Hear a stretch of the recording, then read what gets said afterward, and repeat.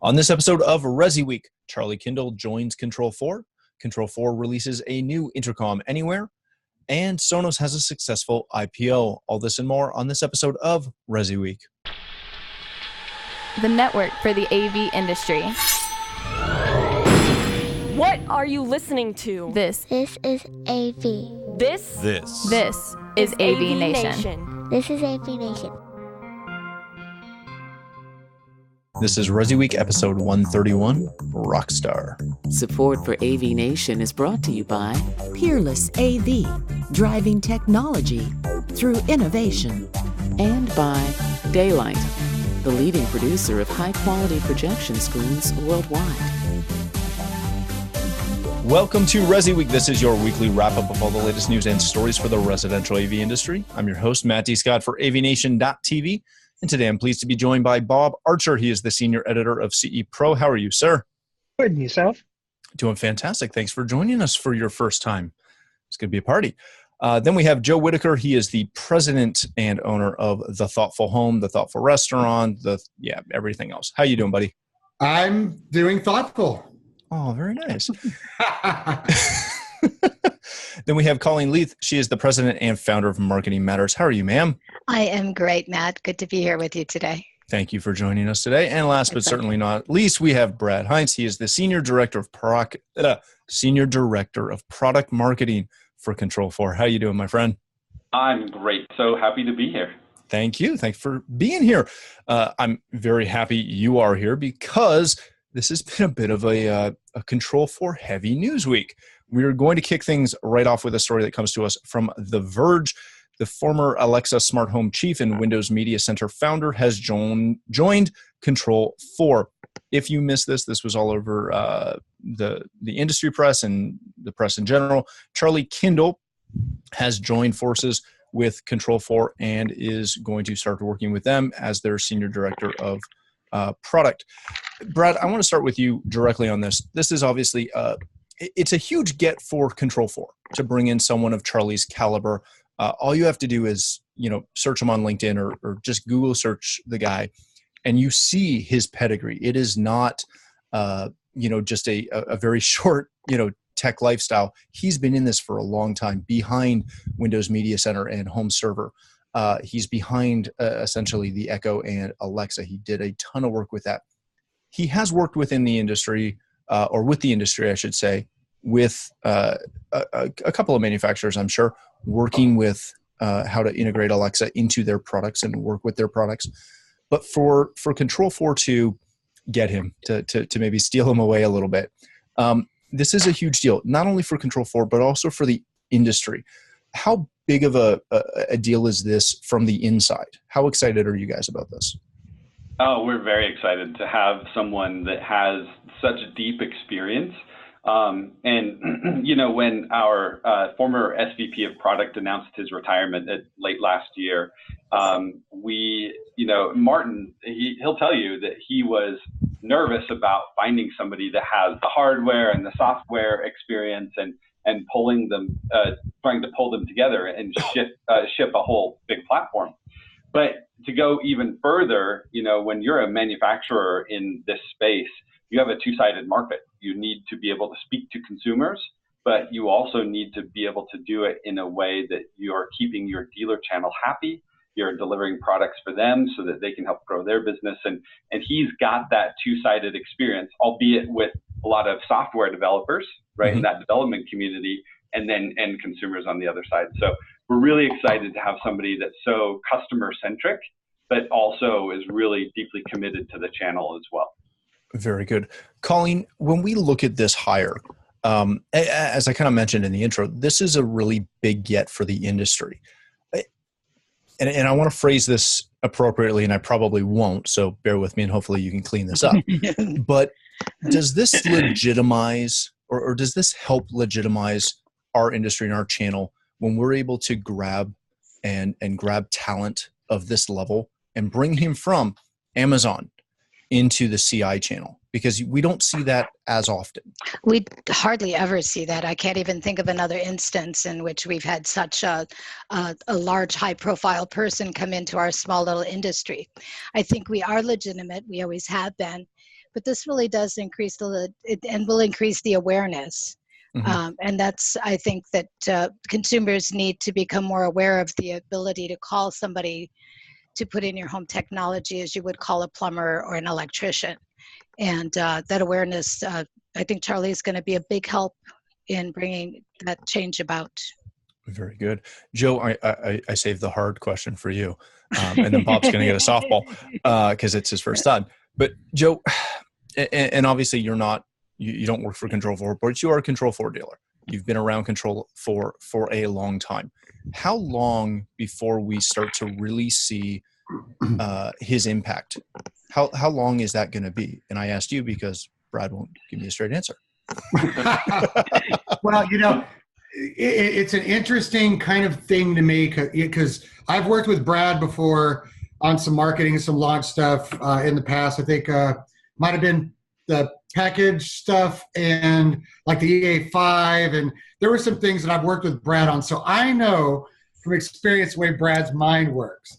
And I know I classes with Charlie Kendall last year for Amazon. And I'd already started picking his brain then.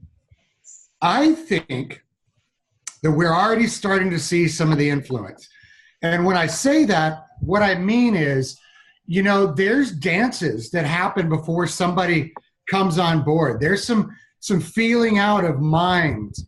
And I don't think for 1 second that one of what I consider one of the longest stalls for Control4, which was intercom everywhere, that was stalled for like 2 years. Don't think for 1 second that I don't think that guy had a little something to do with it. I think we're already starting to see a shift in marketing and product proposition now. We're already starting to see it. And to me, when I start thinking about new releases, where he comes from, where he went, where things were lacking, I mean, I would say there's probably going to be services announcements within the next 6 to 9 months. I think there's going to be that big of a transgression because you take a Rockstar in at that level with the actual Rockstar product, engineering team Control4 already has. You put that together, sky's the limit. That's my perspective on it. Bob, when we look at this, when we look at him coming in, we know this is going to be good for the industry in general. But what is the additional, added benefit of, again, a high-profile gentleman such as himself coming over? Is this something where we're going to hopefully start to see more high-caliber, talented people looking at the channel and saying, "Hey, I can see myself working there"? First of all, I think it validates Control4's work in home control and voice control. And if they're able to parlay this into something that really grabs hold of the mainstream consumer market, it certainly will attract a wider array of talent out there in other market categories. Very good. All right, let's move on to our next story. And Joe already kind of teased this. We were going to try and tie these together, but they're both fairly large stories, so we're splitting them up. This comes to us from CE Pro and Julie Jacobson. Control4's new Intercom Anywhere elevates the smart doorbell. If you haven't seen this, it is their native built-in DS2 video door station that allows you to connect. You ring that doorbell, it connects on your app. You can see that anywhere in the world.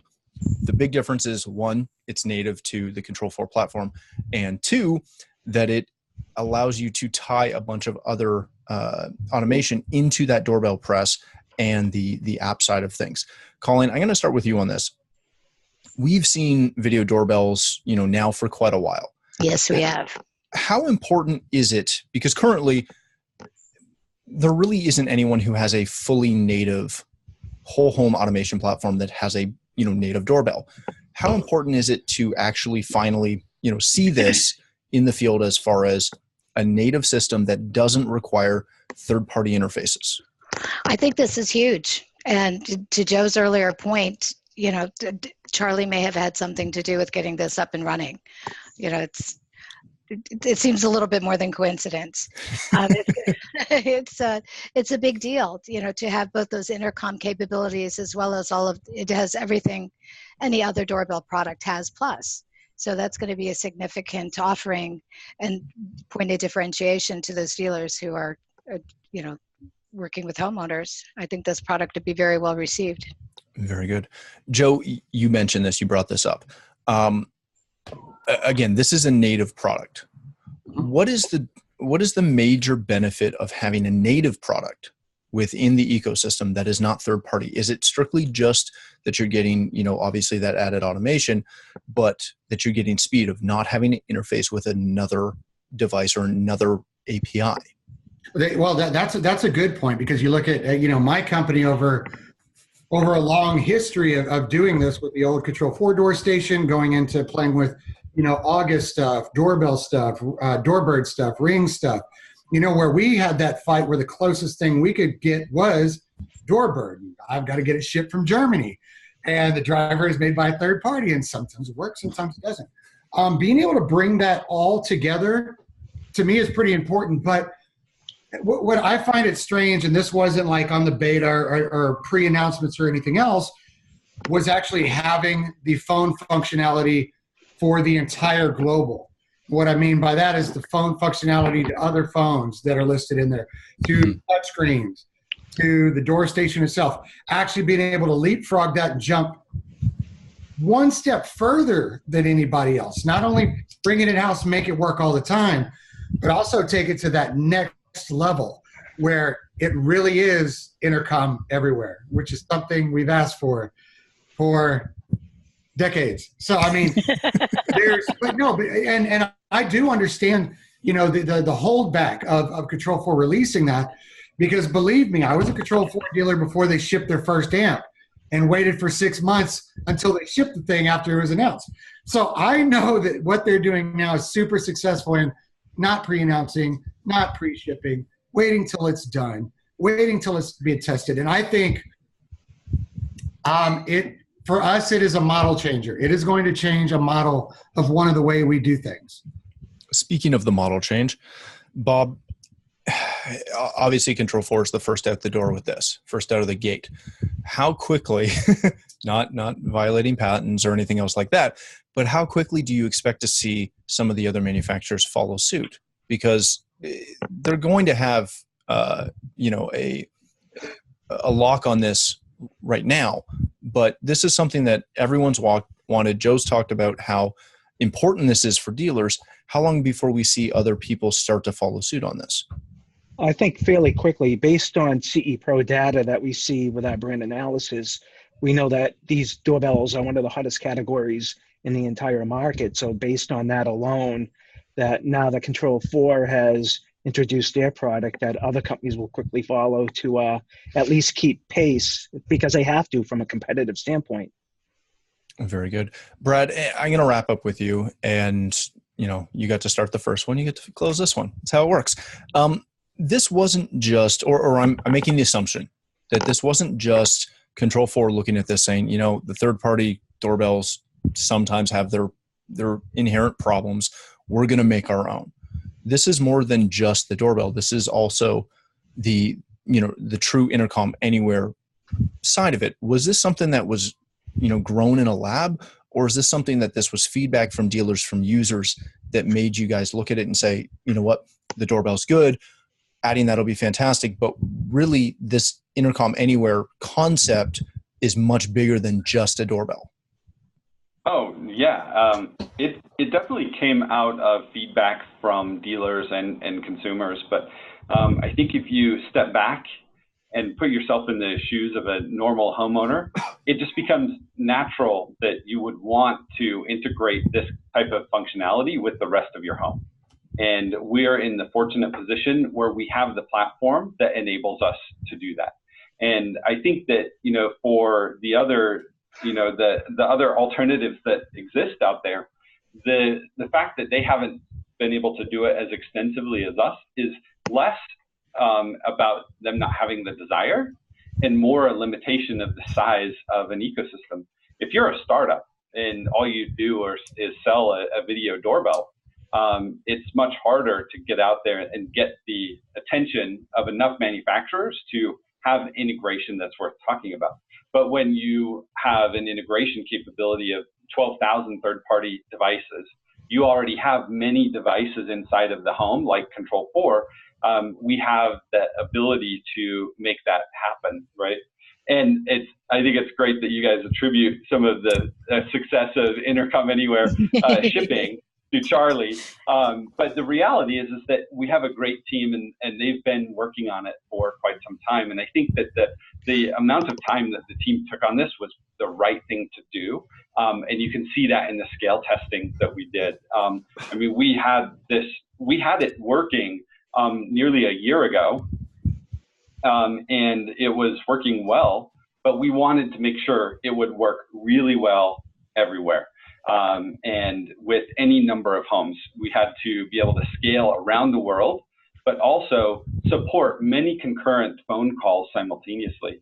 You know, it's a little bit different experience than, you know, trying to just turn on a TV in a room, which we know we handle well and we scale. But handling tens of thousands of concurrent phone calls, you know, on the high end, or at least that was the target to test some of that scaling, was really important to us, because a homeowner wants to know that when somebody presses that doorbell, they're going to get that notification. They're going to be able to accept that phone call.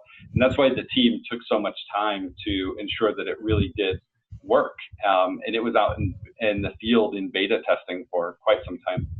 Very good. All right, let's move on to our next story. This comes to us from Variety. With its stock now up 32%, Sonos has mastered its IPO. Now comes the hard part. If you read through this story, they cover a lot of really important parts about the initial IPO from Sonos that came down on Friday, specifically that they are almost trading at $20 a share as of close on Friday, which is a very successful IPO for them. Joe, I do want to start this story with you, because you and I have had quite a few Sonos conversations in the past, going up and down that line. But I do want to point out two just kind of quick things. One, there's a statement in here that they are a quiet company. It came from their senior VP of corporate finance, and he's alluding that they're not as well known as we'd like to think they are. The thing that I found kind of really surprising is if you check the link on the story, which you'll see online, they don't even spell Sonos correctly on the link for the Variety page. But specifically, when we start looking at this and they're talking about Sonos being a quiet company, are we putting a lot more value to just this story in general because we're within the industry? Does any general consumer really care that Sonos had an IPO? Does it matter to them? Man, to the general consumer, I would say maybe. And the only reason I say maybe is anybody, Control4 is a good example, actually. When IPO happens, we all know that leads to some pocket change for development. I mean, it is just what it is, just a natural growth. Those of us who are old enough to remember, we know Sonos launched in the early 2000s as a direct to Best Buy product with their own touchscreens. They've been around for forever. They invented wireless music. They're one of the very few companies that figured if we named our company something dumb like Sonos, if you had a soundbar and you flipped it upside down, it still spelled the same thing. So, I mean, they've always had this interesting spin on the way Sonos does stuff. Their corporate culture is that of dreams if you're part of that corporation. If you're not, then you're going to have some bad luck with it. I actually talked to Andrew during CDA Business Exchange, and he said that there was some more goodies and more great things coming from to the custom market. Obviously, we haven't seen it yet. He said it'll probably happen at CDA after their last two announcements, the IPO, and then the one before that, they were going to try to push to sell more products directly through their app and through their web presence directly to consumers. I'm severely concerned, so I'm back to the attitude I had last year. Hashtag Sonos doesn't care, because that's that feeling I get. IPO is just another thing to lead me to feel that way. Honestly, I mean, Control4 is the only one that I could say did an IPO and did it right that affected the custom market in a good way. I don't see much good coming out of this for us. Is a good way to put it. All right. Bob, one of the other statements that Michael Groiner said, who again is their VP of Corporate Finance, was that this really doesn't change anything for their strategy, specifically from a product roadmap perspective. But we know with most IPOs, we know that that's not always accurate, because very quickly you have a lot more people involved who want to see returns. How much do we trust that this isn't going to change much from their strategic plan? I think that's what they say now. And what was it, Bill Parcells, who once said something along the lines of he has every right to change his mind. I think that's their whole mindset with this. They may be saying that now, but let's see what happens in a year or 18 months from now. Sonos is a very polarizing brand. It's a very popular brand. And as long as they continue to innovate, they might meet their strategic growth goals. But if they don't, we'll see how they react to that. Very good.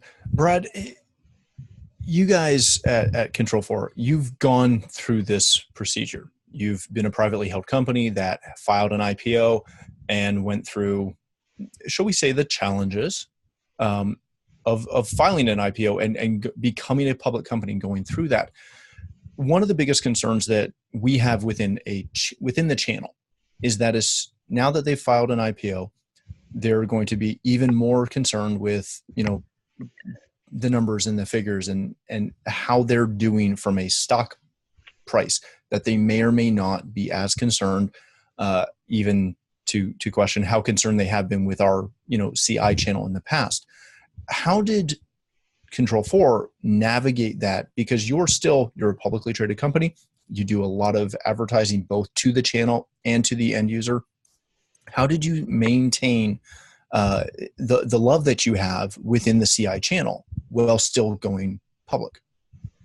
Yeah, that's a really good question. From our experience, in some ways you have to separate the path that a company chooses to finance their growth and their operations from their focus as a business. It has always been a hugely important thing to Martin and the executive team to enable our dealer channel. We've always been laser focused on our dealer channel. And I think that would be true even if we were private still today, right? The reality is that the IPO for Control4 was a way to fund this vision that we see. And there are new external pressures on us, certainly, because you are held accountable for your performance or your lack of performance in a way that's different than when you're a private company. But that is somewhat separate from our dedication to the dealer channel. And we have been very careful and very focused to not get distracted by the idea of going direct to consumers. And I think actually the joining of Charlie Kindle to our business is another proof point that going direct to a consumer channel is not going to help you scale really quickly, at least at this level. So by focusing on our business strengths and our core channel, and then letting the finance team and those that are in that world worry about the IPO, that's how we've been able to make both successful, right? Very good. We will watch that. Colleen, one last question for you. Okay. One of the big things that a lot of the stories that I read on Sonos, not just this variety story in their IPO mentioned, was that they now have to navigate essentially mainly being a hardware company. They sell a lot of boxes. They don't they don't charge for their software. They currently have not licensed that software to anyone. They cautioned against going down the road of, GoPro and all the other, small tech companies that have had a product or a single line of products, and how poorly most of those companies do on the market. How does Sonos navigate this from a hardware standing? Is this something where they have to continue to grow and add more product? Is this something where they have to look at software licensing? You would have to assume that they can't just continue to go at the rate that they're going. I would think that they're going to have to really push that app, albeit they keep it free or they begin to charge for it. They do play well with a lot of other products. They currently play well with both Alexa and Apple, with Google Assistant coming online at the end of the year. So I think with that being a strong point of the story, I think that's really going to be their push, is to push that app and interoperability with some of the other Internet of Things out there. It's going to allow them to get some more awareness and help grow. Very good. All right, ladies and gentlemen, thank you so much. We're going to end it there. Thanks again for joining us. Bob, if people want to connect with you, follow what you write, where can they do that? They can find me at cepro.com. Very good. Thanks again for joining us. Joe, as always, thanks for being here. If people want to connect with you, where can they do that? They can always find us online at The Thoughtful Home, anywhere on social media at Thoughtful Home, and you can always find me at CDA. Very good. Thanks again for being here. Colleen, thanks so much for joining us today. If people want to connect with you, learn more about your company, where can they do that? Marketingmatters.net or at mmatterspr on social media. Very good. Thanks again. Brad, as always, thanks for joining us and imparting all your Control 4 wisdom today. If people want to connect with you, learn more about Charlie coming on board, learn more about Intercom Anywhere, all of that good stuff, where can they do that? Control4.com is a good place to go. And then also all the social, LinkedIn, Facebook, all kinds of good information there. Excellent. Thanks again for joining us. For myself, if you'd like to connect with me, you can find me at Matt D. Scott on Twitter and every other social platform. But more importantly, please stop by AVNation.tv, where you'll find this show, as well as a wide variety of our other shows with all the verticals that we cover. When you visit the website, please take a moment to check out our underwriters. We are extremely thankful for their support and ask that you check them out as well. Thanks again for watching. That's all the time we have for this episode of ResiWeek.